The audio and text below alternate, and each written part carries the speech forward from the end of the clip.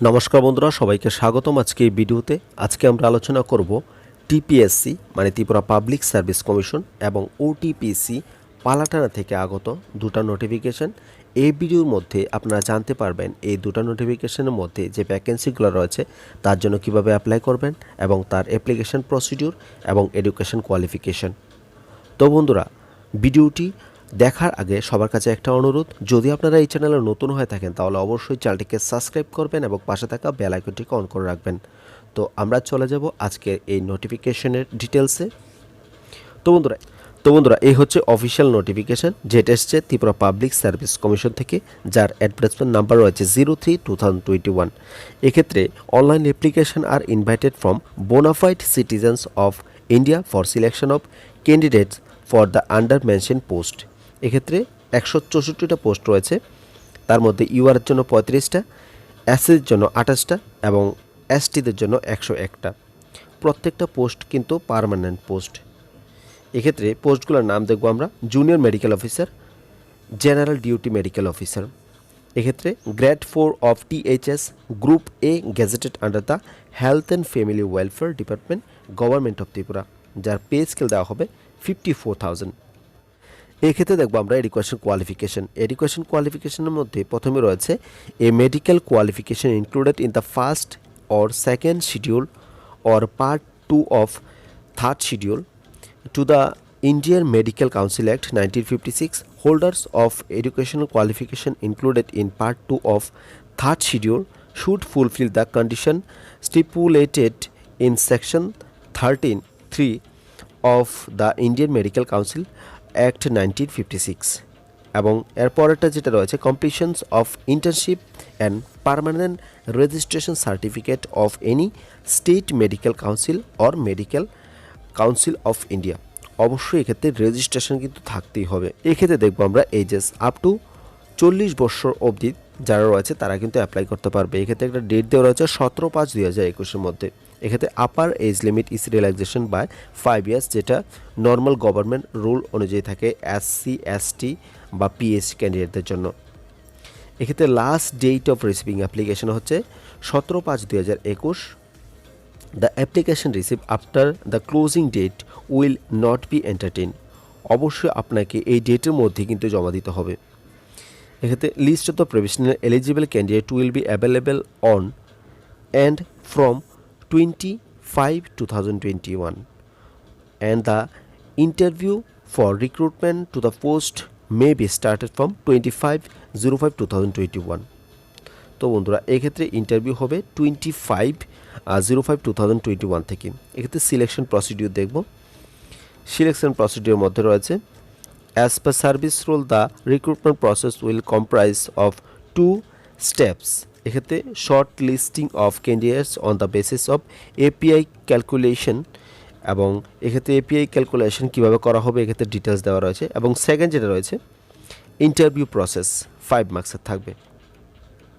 তো বন্ধুরা, সেকেন্ড যে স্টেপটা রয়েছে on the basis of total API scoring including 10 marks of duty of COVID-19 positive patients, a limited number of candidate maximum 3 times of total vacant post will be selected merit wise for the interview.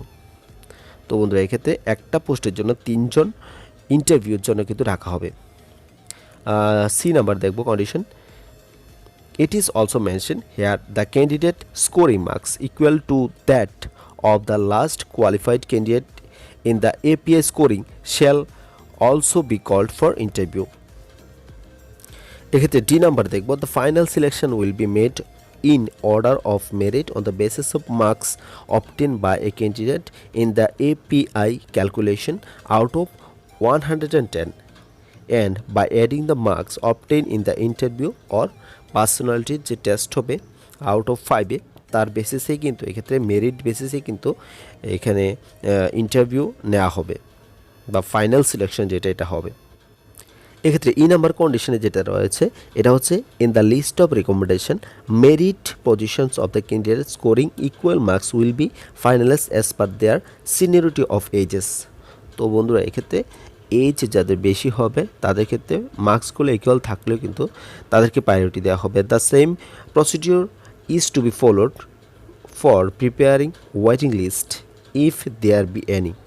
It further provided that in the list of recommendation, merit position of candidates securing equal marks in aggregate and also of the same age be decided on the basis of percentage of marks obtained in the minimum education qualification prescribed in the recruitment rules or service rules. Important information যেটা রয়েছে, প্রথমে হচ্ছে online application করতে হবে। Online application যে portal রয়েছে ওই পোর্টালের মধ্যে সেকেন্ড রয়েছে ডেটস হচ্ছে 10/5/2021 থেকে 17/5/2021 মধ্যে কিন্তু আপনাদের এই অ্যাপ্লিকেশনটা করে নিতে হবে tpsc.tripura.government.in এর মধ্যে। এক্ষেত্রে অনলাইন অ্যাপ্লিকেশনের ক্ষেত্রে কী কী সাবমিট করতে হবে এখানে বলা রয়েছে, এগুলো একটু ভালোভাবে দেখে নেবেন আপনারা।